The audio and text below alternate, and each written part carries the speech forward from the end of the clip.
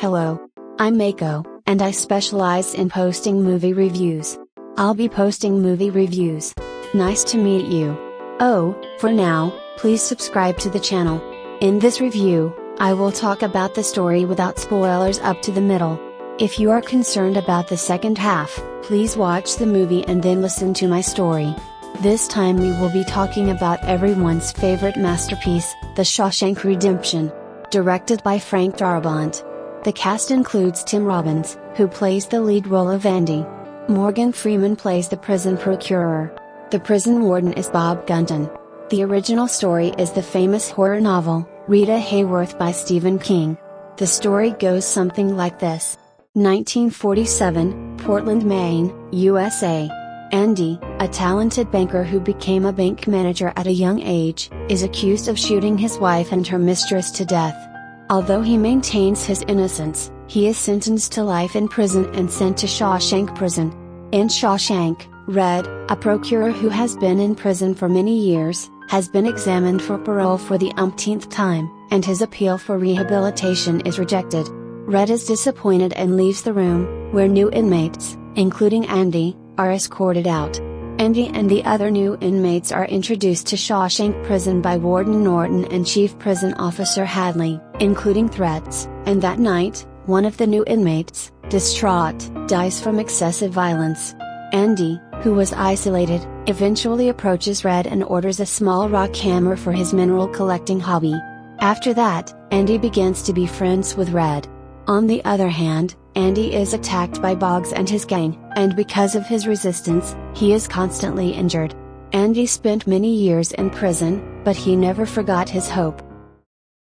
It's like this, but most of the scenes are in prison. Why is this considered a masterpiece? I think that's because it's a movie that maintains hope. No matter how badly Andy is treated in prison, he never forgets his hope. He achieves something unusual in prison and is recognized by his fellow inmates. What's more, she gains the trust of her guards by leveraging her expertise in taxation and accounting, which she cultivated as a banker. Andy's unfortunate life was imprisoned for a crime he did not commit, but the film is able to express his steady way of life, his resolute demeanor in prison, and his spirit of continuing to have hope. This is why the movie is still considered a masterpiece even 30 years after its release. Paradoxically speaking, in order to have hope, one's circumstances need to be the worst. I think it's the masterful storytelling of Stephen King's original work. A bank employee is sentenced to life in prison for a crime he did not commit. Although he committed a crime and has been in prison for many years, he is a serious elderly man. I think one of the successes of this film is the skill with which it creates such lovable characters.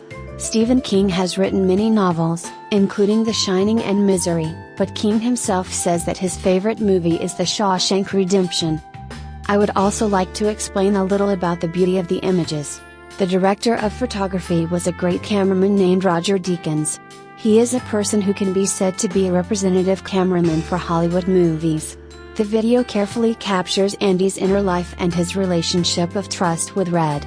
Since prisons are closed spaces, it can sometimes feel suffocating, but in the second half of the film, some wonderful footage that will go down in film history is shot. And for those of you who haven't seen it yet, I would like you to feel the hope reflected in this beautiful video. By the way, the prison where the photo was taken appears to be a former juvenile detention center in Ohio, USA, but it is now a tourist attraction. In other words, it's such a masterpiece. Now, from here on out, there will be spoilers. This time, since it's a highly acclaimed movie, I thought I'd try to talk about it a bit harshly. If you haven't seen it yet, please subscribe to the channel, give it a like, and gently close your browser or app. To everyone who has seen this movie, it's amazing. I think it's one of the masterpieces that draws you into the world of movies. On the other hand, this movie doesn't seem to be highly rated by movie buffs. I'd like to talk to you about that. Of course, movie buffs don't think this movie is boring, and I think they think it's really great. But I think there's a reason why it hasn't become a masterpiece that even enthusiasts can appreciate. First of all, the theme is having hope. Andy is hopeful and succeeds in escaping from prison. Then, with the money that the director had saved up, he went to Mexico. It was a beautiful last scene.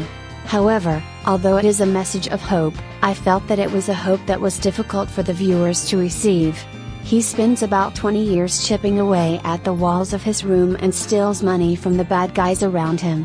It's a pleasant scene in the movie, but as a viewer, you probably won't put it into practice. I think it was the difficulty of the message of having hope. However, it seems possible to think about it in a different light to modern society. I'm working at a terrible company and I want to quit, but I just can't. My boss has my weaknesses, and I am also in debt. The setting is about how to quit a terrible company in such a day-to-day environment. It's like trying to change jobs without losing hope, and then serving your boss tea with laxatives that make you sick to your stomach. Well, if that's the case, I feel like the message of this movie will come true.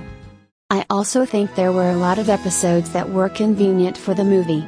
The film is narrated and told from Red's point of view. However, I thought it was strange that the prison break scene was also explained through Red's narration.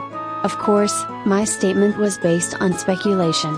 Besides, they've been digging holes in prison walls for 20 years, and won't they find out?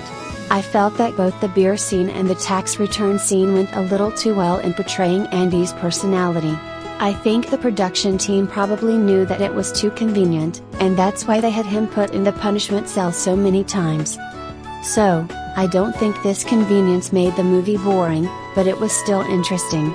Even though there are negative elements, the positive elements are still greater, which is why I think it is a masterpiece.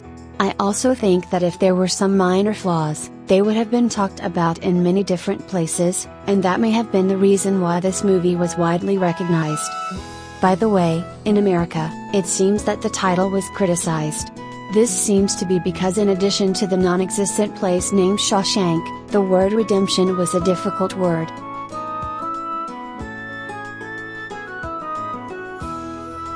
See you in the next work. The show must go on.